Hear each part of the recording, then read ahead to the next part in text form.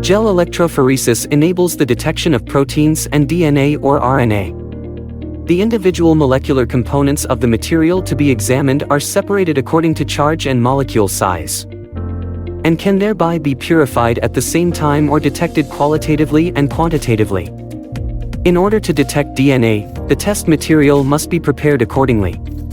The cell walls are destroyed with proteinase K and the DNA is precipitated using sodium and alcohol. After washing out with alcohol, the DNA is dissolved in water and can now be examined using gelelektrophoresis.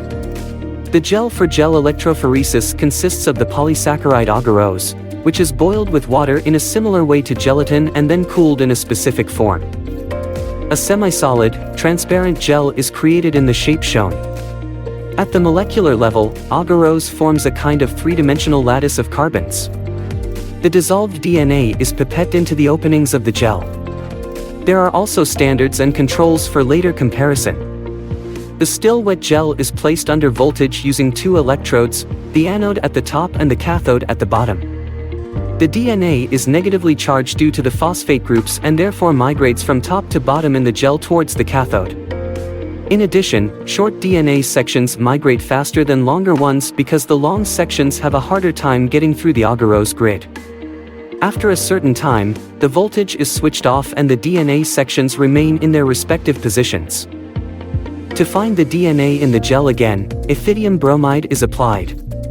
The DNA bands stained with ethidium bromide glow under UV light and can thus be compared. Standards with a fixed length of DNA base pairs are usually applied to the left side of the gel. There are also various controls that represent specific gene sections.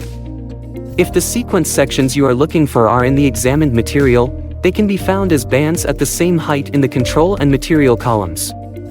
The intensity of the glow of the DNA bands stained with ethidium bromide corresponds to the amount of DNA sections that form a band with the same length and the same charge and therefore probably with the same sequence. To further examine these sorted DNA sections, they can simply be cut out of the dried gel and washed out.